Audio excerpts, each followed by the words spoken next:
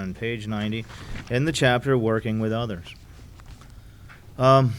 This whole chapter, 15 pages? Yeah, 15 pages is dedicated to not so much explaining the 12th step as explaining how to work with others, as how to bring other people through the 12 steps. And some of the things that they instruct us to do are things like don't bring up religion. That remember, it says we are not allied with any sect, denomination. That sect part is religious sect. We're not organized. We're not allied with any religious sect. And where we get that from is from the Oxford groups, and it's one of the reasons that Alcoholics Anonymous has had the high success rate, because we don't tell people what God to believe in. We just say, well, whatever God it is that you find, we're going to help you get closer to that God. And any kind of religious theme to your 12-step work handicaps you, not the people that you're trying to help. Okay, because it really limits the amount of people that you can help. A lot of people have really turned off to religion, and they're just not into listening to religious. Anyway, some of the other items that are in here are where to find sponsees, and we read that last week, I should say. It wasn't yesterday. Some of the phrases are, you can easily find some priests, ministers, rabbis, hospitals, sanitariums, and these people will be, tell them what you're doing, and they'll be glad to point you to some alcoholics that you can work with. And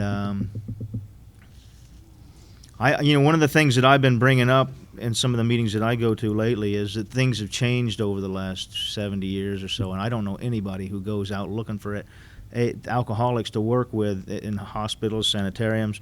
We usually just sit in AA meetings and wait for somebody to say, "Hey, will you help me through the steps?" or something.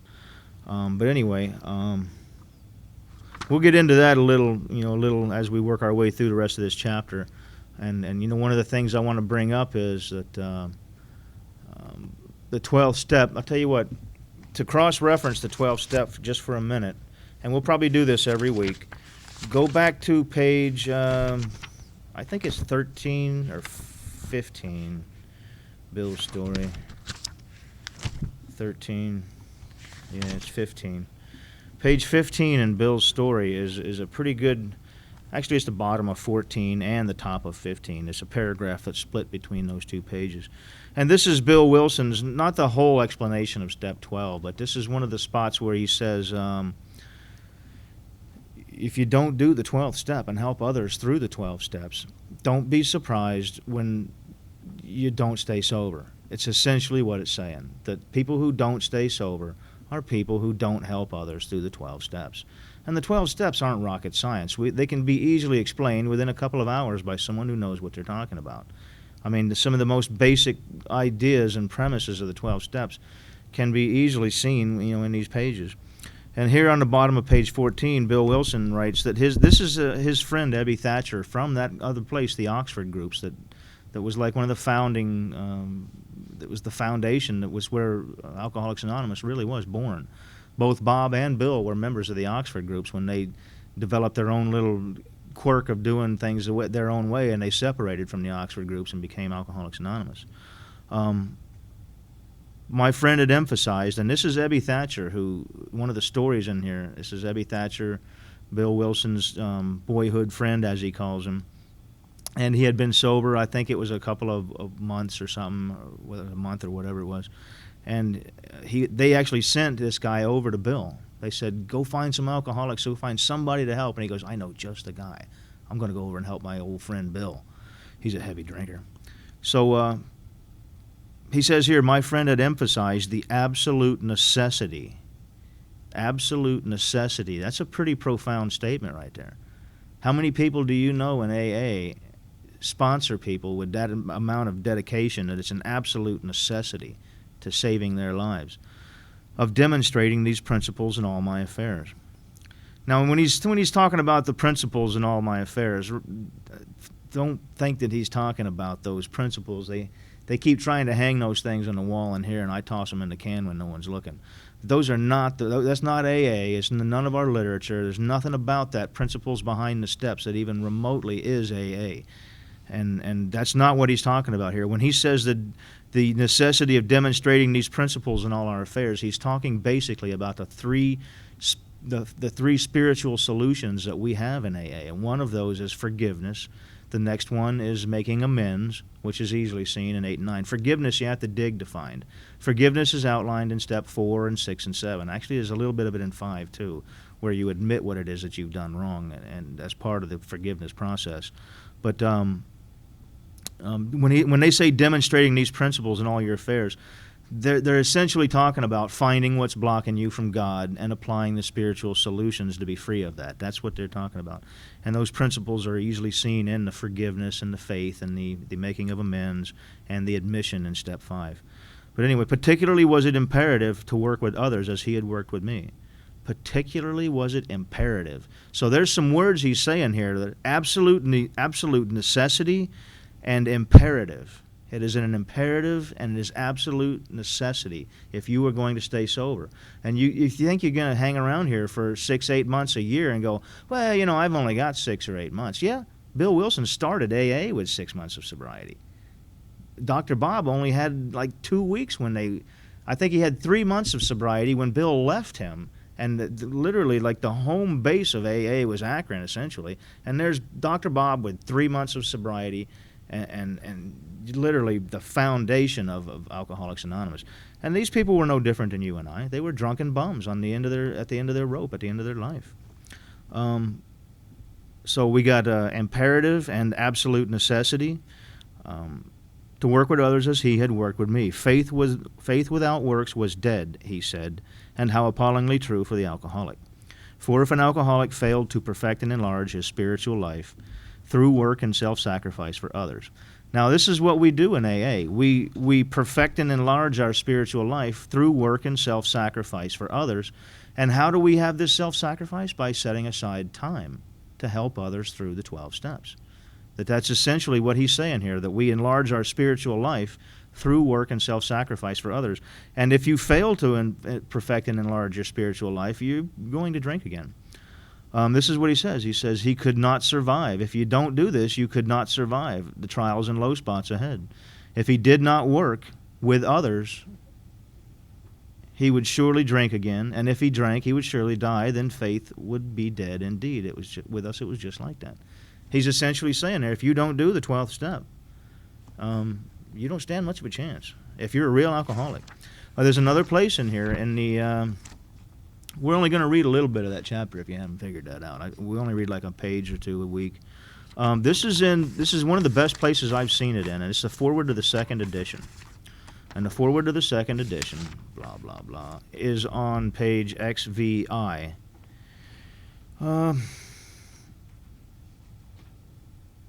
At the bottom of the page on XVI, which was page 16 if you read Roman numerals very well. I'm used to reading Roman numerals fairly well, but not when they get real big, like 5,298 or something like that. That's when I have trouble with them. But this one is fairly easy. Okay, at the bottom of the page, what does this foreword to the 2nd edition say? It says, Bill, I'll give you a brief history of what up to this point it has said. If you haven't read it, it's fairly simple. It says Bill Wilson had stayed sober for 6 months, and his sobriety was over. He was standing outside of a bar, and he was going in to have a drink. If you don't know what you're reading there, that's what he's saying. He's saying, I stood outside the bar, and I could hear the gay chatter inside. I thought if I didn't go in there and steal a little bit of the atmosphere, I wasn't going to make it through the night. So he's saying right here that he was on his way in. He was standing outside the door of that bar going, I'm going to drink. And he looked over, and there's a telephone over there. And he made a sane decision and made a phone call to this guy in Akron, Ohio, when he's from New York. But down at the bottom of that page, you see like the second line up where he says, this seemed to prove that one alcoholic could affect another as no non-alcoholic could. Meaning that Bill Wilson's being an alcoholic and helping Dr. Bob was the turning point in his life.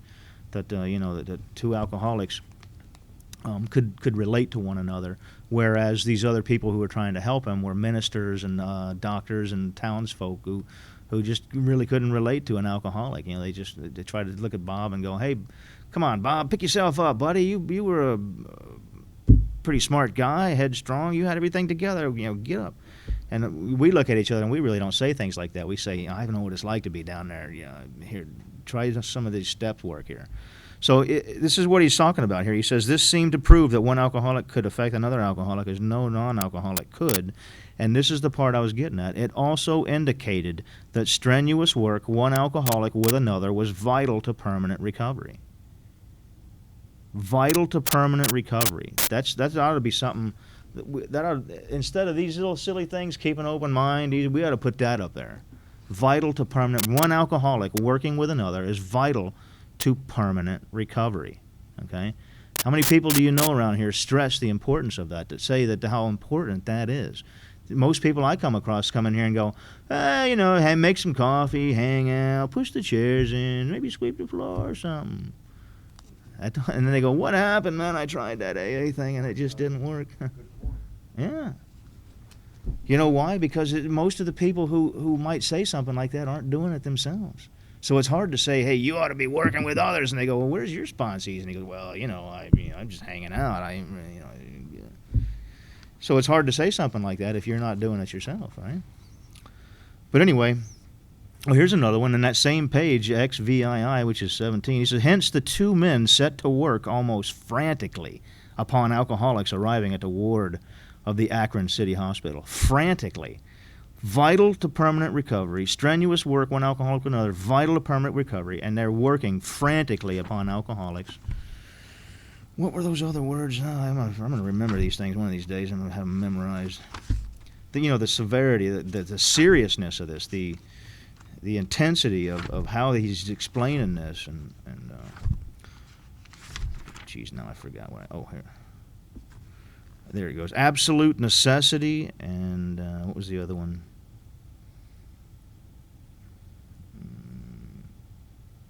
Imperative. It's imperative. It is an absolute necessity. It is vital to permanent recovery, and these men did it almost frantically working with alcoholics. And that's what kept them sober. And people come strolling in here, and they hang out for 6 months and go, I tried that AA thing. It didn't work. What else you got? All right, so back out to the chapter Working with Others on page 90, which is, we're only going to read about a page, and then the next week I'll open up the floor for open discussion. And we were on page 90. And he says here, when you discover a prospect for Alcoholics Anonymous, find out all you can about him. If he does not, now remember, this is in 1939. These people, there is no AA meeting to go to. Their town doesn't even have an AA. They may have an Oxford group, but they don't have any AA meetings. There's no sponsor. You don't have a sponsor. You have a book. At the end of that chapter, Vision for You, he says, though you be but one man with this book in your hand. This book was written to be your sponsor, and this chapter was written to be your guide on how to help others through the 12 steps. When you find somebody, he says, when you discover a prospect for Alcoholics Anonymous, find out all you can about him. And remember, he's probably gone to a hospital or a sanitarium or some priest at the local church and said, look, I'm trying to work this solution thing to alcohol we got here. Do you have any drunks that I can work with? And the priest may say, oh, yeah, we got a doozy, Ralphie over here on whatchamacallit. Let me introduce you to him. He's sleeping behind a shed right now, okay? Something along those lines. And that's how he found it. That's how you might be expected to find somebody to work with at the time. If he does not want to stop, find out all you can about him. If he does not want to stop drinking, don't waste your time trying to persuade him. You may spoil a later opportunity. This advice is given for his family also. So you see where he's given advice to, say that there's a drunk in the family and someone buys this book trying to figure out how to work with the drunk in their family. There's a lot of that in here because where we came from was the Oxford groups, and the Oxford groups did not focus on alcoholics. It just so happens they stumbled across Ebby Thatcher and Bill Wilson and Dr. Bob. These are three of the people that the Oxford groups ended up working with, but they worked with anybody and everybody. And that's why Bill and them decided to separate, was because they had a somewhat of a difference of opinion, where these other people in the Oxford group said, Bill, you've been focusing on alcoholics. You need to start helping other people too. And Bill said, no, I don't think so. I'm going to focus on alcoholics. And after about 4 years of that, back and forth with these people, they said, you know what, I think we're just going to separate from you guys and we're going to do our own little thing over here. And they said, fine with us. But anyway, there's a lot of that about and comes of age. There's a lot of that information about exactly how that stuff happened. And I think it's important, too, to me. I mean, it's important. When you've been sober for a while, you'll see that it's not enough just to know some of the basics, and you're going to want to find out more about Alcoholics Anonymous. Either that or you got to continue to grow, as they say. You got to continue to grow in your understanding of the steps, and that's a lot of what Comes of Age has in there. They have instructions on how they came to those steps. They don't just say, well, you know, we did this, and this is the traditions too. The traditions took some 10 or 12 years before and some of the goofy things they did to work out those the traditions and the 12 suggestions for world service or whatever. They worked all those out. But anyway, back to what we were reading here. This advice is given also for his family. And when you read on in this book, you're going to find the chapter to wives, the family afterward, and the chapter to employers, because this book was written to try to help those people. That chapter to wives was written to help the wife understand how to help her alcoholic husband, or vice versa, the husband to help his alcoholic wife. Of course, assuming that most of the people were, men back then, but things have changed. But anyway, that goes back to our roots of where we came from in the Oxford groups. And the Oxford groups, not just focusing on alcoholics. I've always titled those chapters out there, the wives, the working with others, as the 12 steps are for everyone. Therefore, and you'll read that in here too, as you're reading through the steps, he'll say something along the lines of that the husband getting sober, or not so much the husband, but the alcoholic getting sober, was going to want to try to bring these spiritual solutions to his family also, to live a spiritual life, to get his family. Because if you've got one person who's growing spiritually, and this person has other people in their life that are not growing spiritually, that the relationship between those people is probably not going to be well. It's kind of like, I heard somebody say, look, if you got a boyfriend and a girlfriend in AA, and one of them's drinking and one of them's not, it's probably not going to work out. But if you got two people who are drinking, they're going to be able to stick together because they're both in the birds of a feather type thing. If you got two people who are sober, they're going to be able to work it out. And you got two people who are drinking, they're going to be able to work it out. But if you got one who's drinking and one who's not, there's a good chance that's not going to work out. But it's the same way with an alcoholic and his family. If you got it's going to be hard to deal with each other. So the alcoholic is going to want to try to help his family with these spiritual solutions also. Therefore, he says, this advice is given for his family also. They should be patient, realizing they are dealing with a sick person.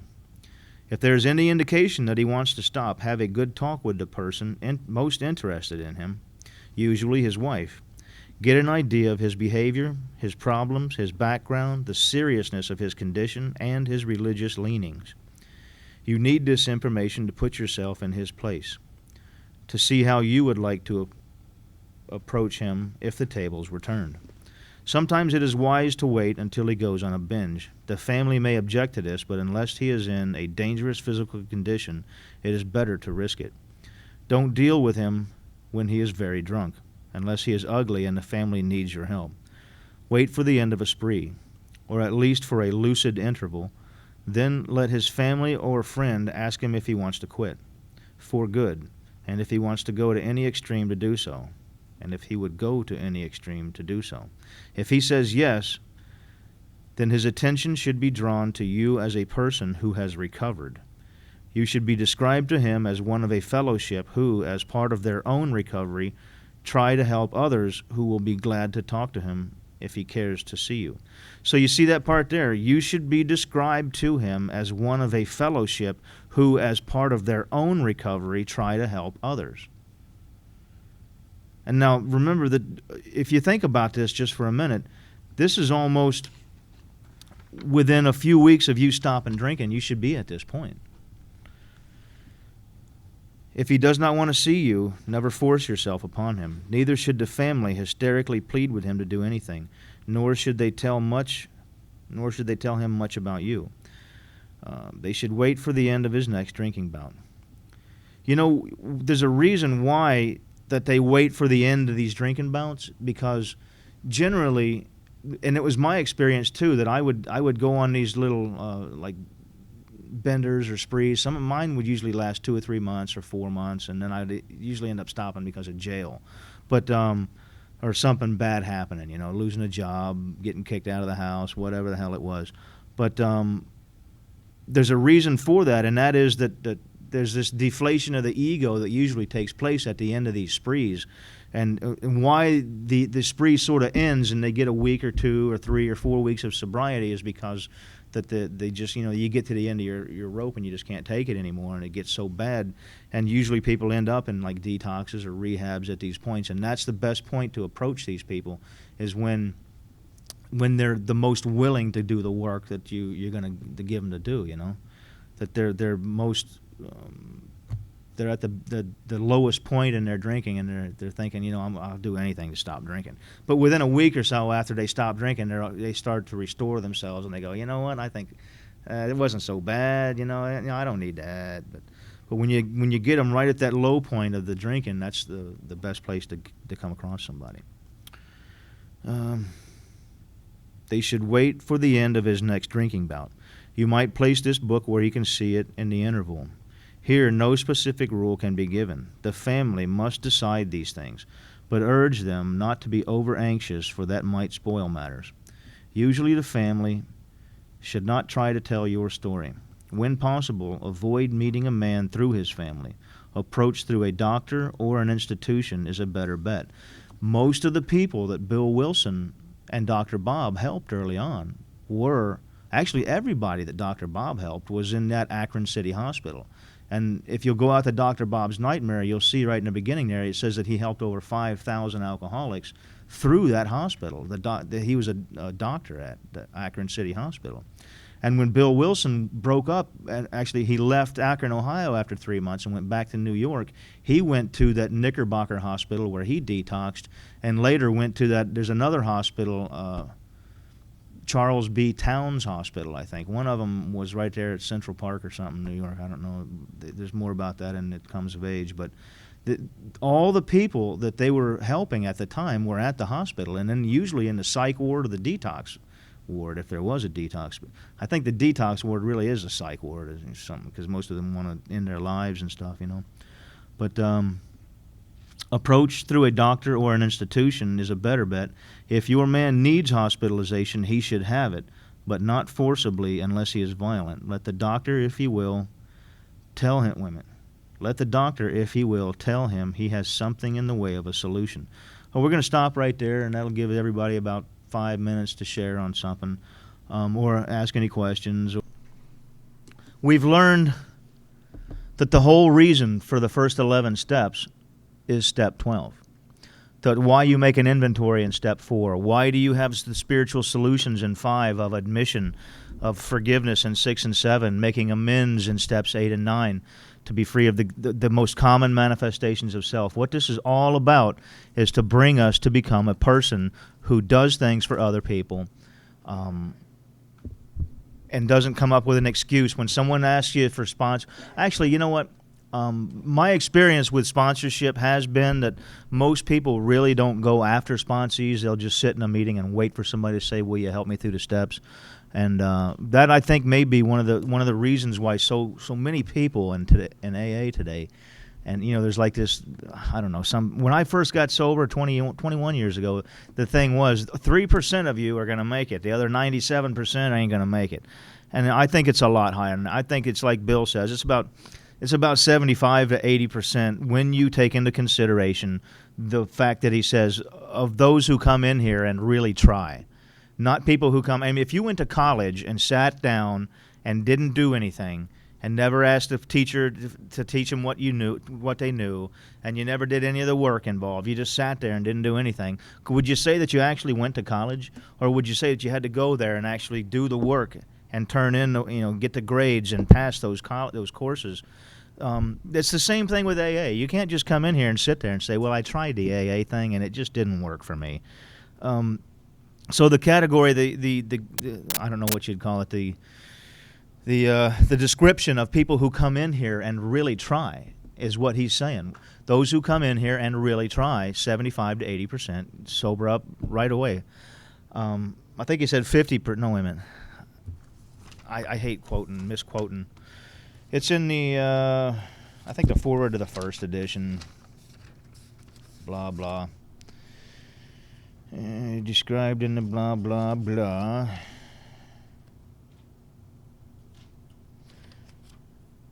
It's not there.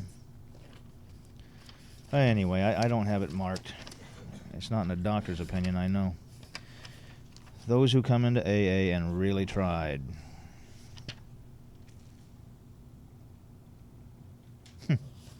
No, I lost it. What? Excess? What? I can't understand you. Really? XX. He must be better than me at this thing, huh? Yeah, you're right, isn't it?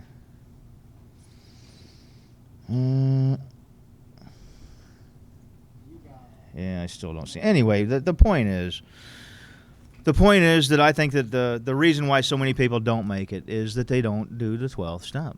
You know, they say, I'm working a program of recovery, but it's 12 steps of recovery. And the 12 step says that you help other people through the 12 steps. We're in the chapter working with others. And some of the descriptions that Bill uses in Bill's story, he says that this is an absolute necessity. It's not an absolute necessity that you do the first 11 steps. It's an absolute necessity that you sit down with one other alcoholic and take them through the steps. It's an absolute necessity, and it is imperative, the words that he uses, it is imperative that you work with others as he had worked with me, he said. It's vital to permanent recovery in the foreword to the second edition. Vital to permanent recovery that you sit down with one other alcoholic and help them through the steps. And some of the things that I've heard over the years from the men that I work with through the steps is that, I don't really know the steps, so how can I teach them? Yeah, but nobody ever gets to this point where they're like the master of the 12 steps before they start helping others. You got to start out as someone who just knows a little bit. I'll teach you what I know. I'll do the best I can. And then year after year goes by, maybe a decade goes by, and you become very good at taking people through the 12 steps. It's sort of a catch-22 that I know that a lot of the guys that I work through the steps with put themselves in a position in which they can't help other people until they get a little time and some knowledge about the steps. But guess what? They're not going to get some time and some knowledge about the steps because they're not helping other people. Because Bill Wilson describes it as being an absolute necessity, and it is imperative, and it is vital to permanent recovery. And those are Bill Wilson's words. But here we are, we're in the chapter working with others, and some of the things that we're reading here is that this example that Bill Wilson's given us here, perhaps you're not acquainted with any drinkers who want to recover. You can easily find some by asking a few doctors, ministers, priests, hospitals. They will only be glad to assist you. Nobody does that anymore. Like I said, we sit in an AA meeting and we wait for somebody to walk up and say, will you sponsor me? And see, there's a problem with that in that people who don't have any time in AA are less likely to be approached for sponsorship. If you say, I got 6 months of sobriety. And keep in mind, Bill Wilson, the words of the book says that Bill Wilson had worked with dozens of alcoholics in his first.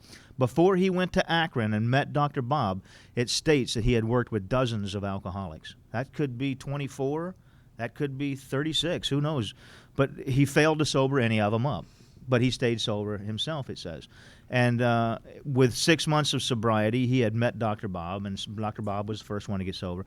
The moral to the story is that if you want to stay sober, you have to work with other people. That's why so many people are not staying sober when they come in here.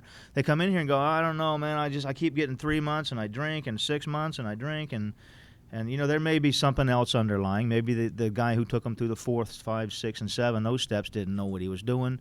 Maybe they haven't completely done, as he says, the 3rd step is the keystone of the new and triumphant arch through which we walk to freedom. It's a vital and crucial step. The 3rd step is important that you do it properly. I was thinking, same with all the steps. I don't know why anybody would say the first step's the only one you need to work 100%. And Bill wrote that in the 12 and 12, and I think that's one of the worst things he ever did, because it's almost like a free pass to by the time you get out to step 7 and 8, you could be down to 20, 30%. Who cares? Whatever. Just as long as you do that first step 100%, that's the stupidest thing I ever heard. It's like it's a free pass to not give it your all in the rest of the steps. And I believe, like he says in the third step, that the third step was a turning point. We asked for his protection and care with complete abandon. Not like when he says half measures availed us nothing. Those are all phrases directing us to the third step. There are like 7 pages, 6.5 pages that are dedicated to step 3, and those words are found in those pages. Half measures availed us nothing is a reference to step 3, not just all the steps, but it's found within the pages of the third step. But anyway, here we are. We're talking about Bill Wilson's working with this guy here. So in the second paragraph down from 91, he says, when your man is better, this is after he's gone on a bender, and this is the best time to approach somebody after they've gone on a bender, because they have been deflated again. They've been smashed by alcohol again, and they're more receptive and more willing to listen and more eager to do the work involved. That you catch them 3 or 4 or 5 weeks after they've had this deflation, and they're less likely to go, okay, I'm going to give it my everything. But when they're like on the ground and they're like feeling like I don't want to do it anymore, they're more likely to be receptive to the ideas. When your man is better, the doctor might suggest a visit from you. Though you have talked with the family, leave them out of the first discussion. Under these conditions, your prospect will see he is under no pressure. He will feel he can deal with you without being nagged by his family. Call on him while he is still jittery. He may be more receptive when depressed. Being, he just got smashed by alcohol again. See your man alone, if possible. At first, engage in general conversation. After a while, turn the talk to some phrase of drinking. Tell him enough about your drinking habits, symptoms, and experiences to encourage him to speak of himself. Now, this is because, the idea that one alcoholic can affect another alcoholic like no non-alcoholic can. And to me, that was in the form of, say, you come across people in your family and they see you down and out and they say, look at you, you're a mess. Pick yourself up, will you? Be a man, step up to the plate and all this. And then, if you just put some willpower to it, they don't understand alcoholism. That's why one alcoholic can affect another alcoholic. And the analogy that Bill Wilson gives of the people who have suffered the same common peril, who've been through a shipwreck back in, I think it's There Is a Solution. He says, we are like the people who've been through a shipwreck. We feel as though we have a common bond to one another, that one alcoholic can affect and can help another alcoholic because we've suffered the same common peril. And this shipwreck thing came from, I'm guessing, which was 1912, when there was a lot of shipwrecks back at the time, but everybody knows about the Titanic and the Lusitania, and they go down, and like 1,000 people go down with it. And so that's why he brought up that, because it was at the time it was probably like today it would be in the form of like I don't know, the oil wars or maybe the space shuttle blowing up or something. To speak of himself, if he wishes to talk, let him do so. You will thus get a better idea of how you ought to proceed. If he is not communicative, give him a sketch of your drinking career up to the time you quit, but say nothing for the moment of how that was accomplished. And another thing is, keep in mind that this guy has never been introduced to AA. At this time, there is no AA. When this book was written, Alcoholics Anonymous was in like 3 cities. It was in Akron, it was in New York, and it was in Cleveland.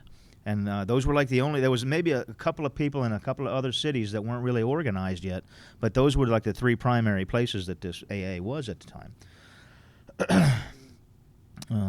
If he is in a serious mood, dwell on the troubles liquor has caused you, being careful not to moralize or lecture. Because that's to moralize and lecture is what he's been getting from the preacher, the doctor, his wife, his family members, his mother and father. They've all been telling him what a piece of dirt he was, and he needs to stop doing this and pick himself up. So if you start doing this, he's just going to, like, a wall comes down. Bam! Oh, another one of these people. Great.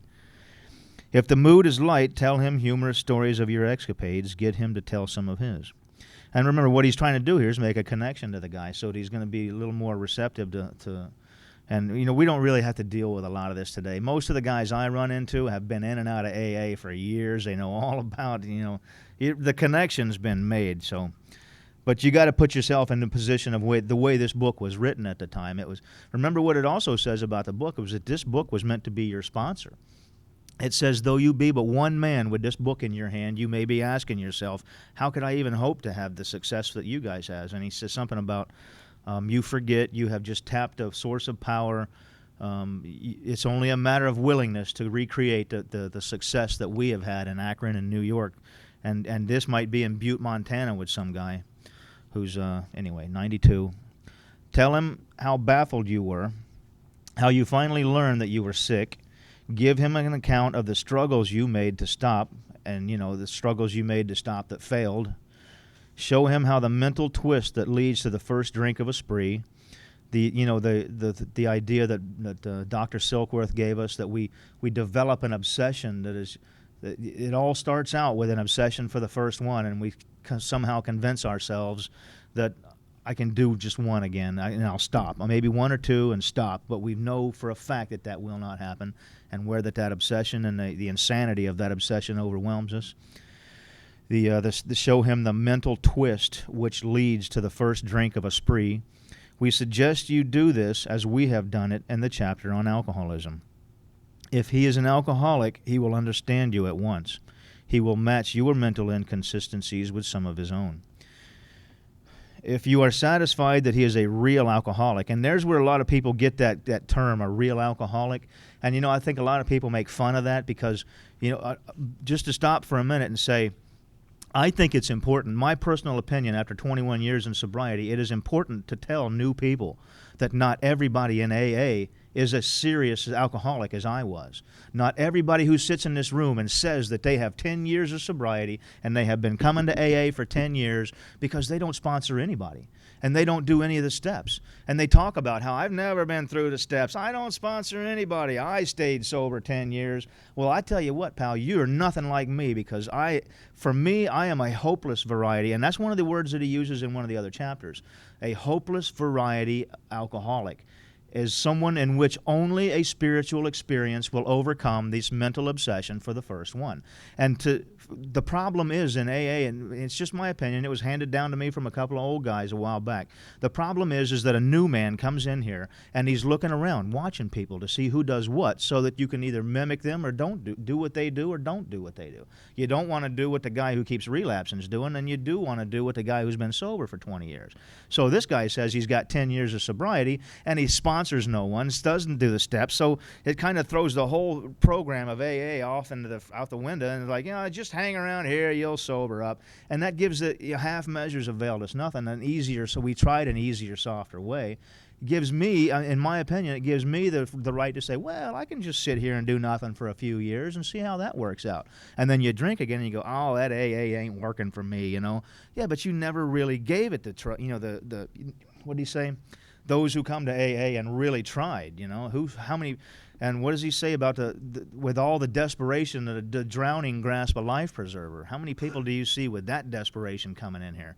I tell you, even the people that I see who are nearly going to put a bullet in their head don't come in here and do that. But the point being, now I lost where I was. Oh, I know, I think I see. He will match your inconsistency if you are satisfied he is a real alcoholic. That's what I was getting at, was many people use this term. They say, I am a real alcoholic. And then that gives you the idea, well, there's some people in here who are not real alcoholics.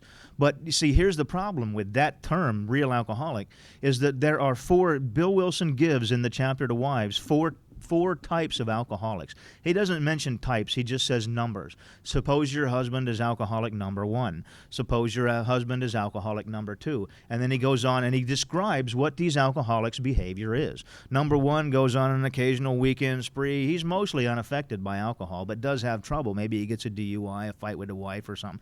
And then he progresses on till you get to alcoholic number 4, in which this guy's sole reason to live is to drink, and that's all he does. He's nearly in the gutter. And then he goes on to say that alcoholic number 1, alcoholic number 2, and number 3 can all stop when things get bad enough. All they do is they say, you know what, things are really bad for me. I am never going to take another drink, and that's it. They stop. And they come in here and say, I got 10 years of sobriety, and I didn't work the steps, and I ain't got no God, and they go on to profess that they were. And see, here's the thing, is they are not like me. There's nothing on that door over there that says the requirement for membership of this bottom line or any of these alcoholic meetings is that you be a hopeless variety alcoholic of the number 4 category, in which only a spiritual experience. And if you're not one of these, you got to hit the road. You're out of here. We've got a guy over there who kicks these people out, but that's not it.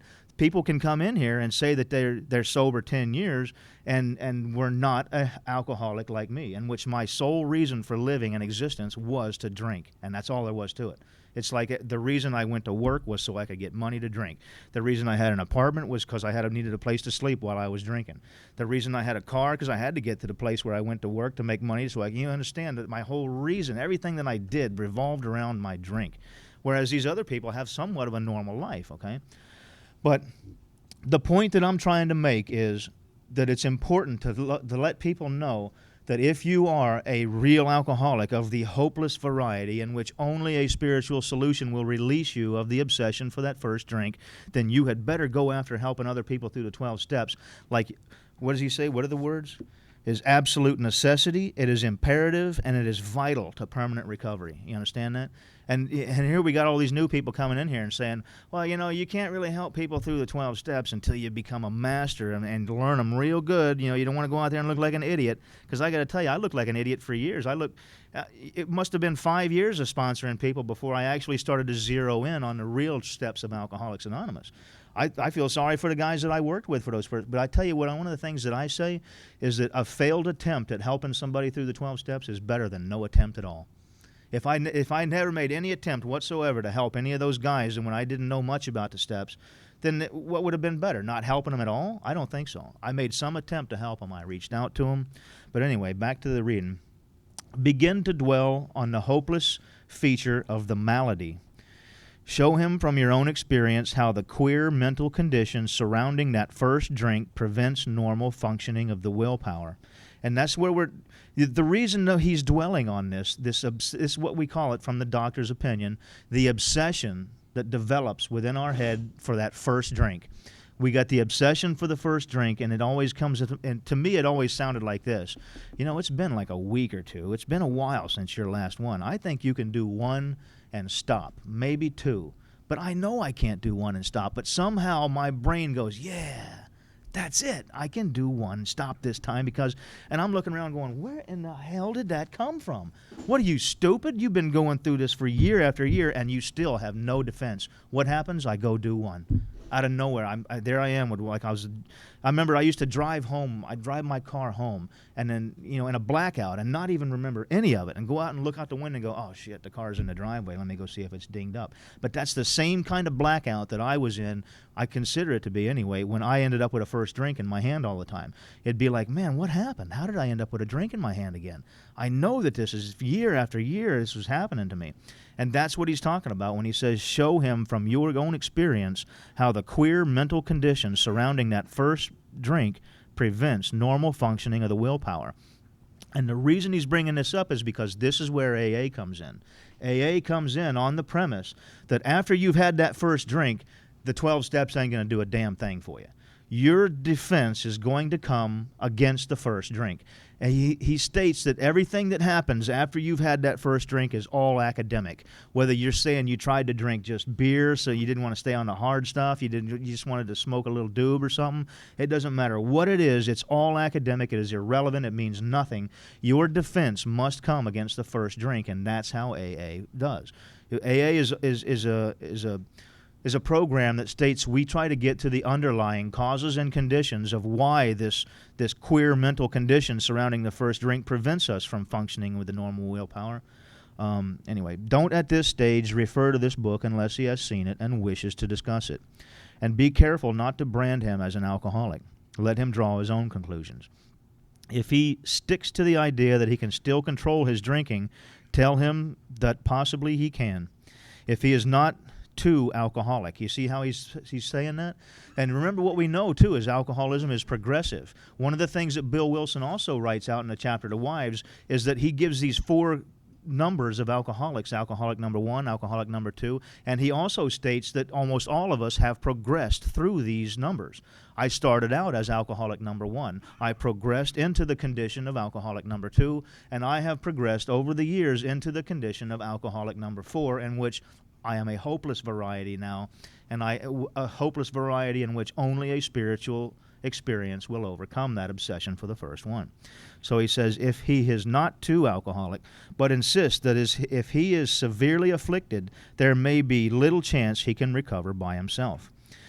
I'm going to open up, I'll do a little more reading. Continue to speak of alcoholism as an illness, a fatal malady. And remember, back in the 4th step, he calls it a spiritual malady. A spiritual malady. Talk about the conditions of body and mind which accompany it. Keep his attention focused mainly on your personal experience. Explain that many are doomed who never realize their predicament. Doctors are rightly loath to tell alcoholic patients the whole story unless it will serve some good purpose.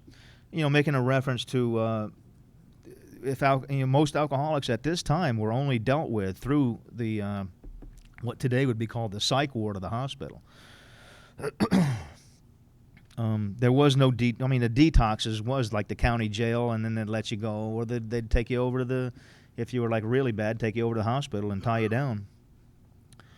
There were no detoxes, halfway houses, sober houses. All the things that we enjoy today were not there at that time. Doctors are rightly loath to tell alcoholic patients the whole story unless it will serve some good purpose. But you may talk to him about the hopelessness of alcoholism because you offer a solution. You will soon have your friend admitting he has many, if not all of the traits of the alcoholic. If his own doctor is willing to tell him that he is an alcoholic, so much the better, even though your protege. So there's another phrase that was out before the sponsor thing. Your protege may not have entirely admitted his condition, meaning step 1, I'm guessing. He has become very curious to know how you got well.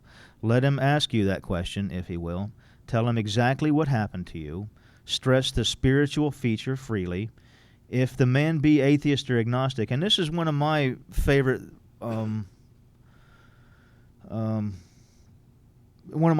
examples that he uses. I got this circled here. That he's talking about and dealing with people who are atheist or agnostic. And to be honest with you, most people are. I think Bill writes in the chapter to the agnostic that 50% of all people who come into AA are either atheist or agnostic, and later become converts to, I believe there's something there. I don't know. It's not a religious thing or anything. It's to believe that there is a power greater than yourself idea. But what he's talking about here is he's going to be saying, don't just come right out with a spiritual thing, because the religious people have already tried that, and it's sort of like pick yourself up, look at you, you bum, you're always like this. Be a man, put some willpower to it. But what he's going to be getting at here is that what we do in AA is generally referred to by us as a spiritual solution to a spiritual malady, but what we also have is real-world descriptions of this. And one of the best descriptions I heard was my sponsor used to say, look, dummy, it's this easy, and AA is this simple. If you do good, you're going to feel good about who you are. And if you do bad, you're going to feel bad about who you are. What does an alcoholic do that feels bad about who he is?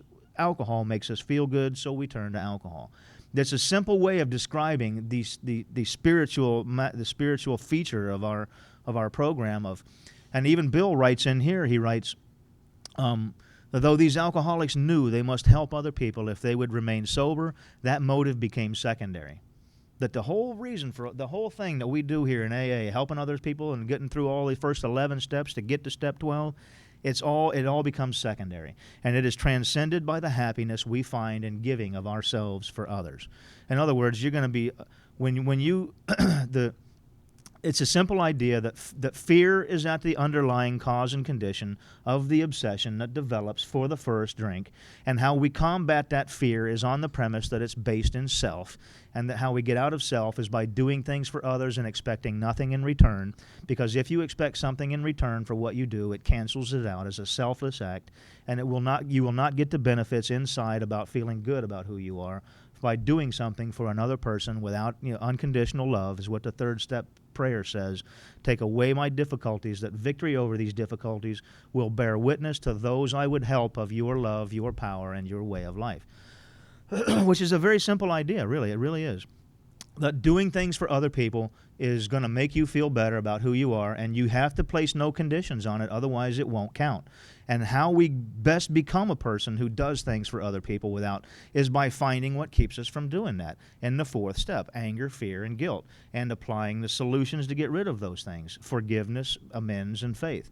But anyway, back to what he's saying here. Tell him exactly what happened to you. Stress the spiritual feature freely. If the man be agnostic or atheist, make it emphatic that he does not have to agree with your conception of God. He can choose any conception he likes. And that's rooted in the Oxford groupers. The Oxford groups were early Christian people, but they didn't tell anybody what God to believe in. Provided it makes sense to him. The main thing is that he be willing to believe in a power greater than himself, and that he live by spiritual principles. And you can see how he's working through the steps here, like at the top of the page where he says he has not entirely admitted his condition, which would be a reference to he hasn't done the first step yet. And that was like the second step. Do you believe in God, yes or no? And this is what he says here. When dealing with such a person, you had better use everyday language to describe spiritual principles. You see, that was the point that I was trying to make there. In dealing with a person who may get angry, and the wall will come down when you start telling them about spiritual stuff and God and love and caring for others and all this, bam, down comes the wall. Oh, no, it's another one of those religious nut jobs going to try to save my soul, something along those lines. So what he's saying here is, when dealing with such a person, you had better use everyday language to describe spiritual principles, which is what I was referring to, which is that AA can be described in easy to understand everyday language. It doesn't have to involve the religious aspect. But anyway, we're going to open up the floor for open discussion. We got 20 minutes or so to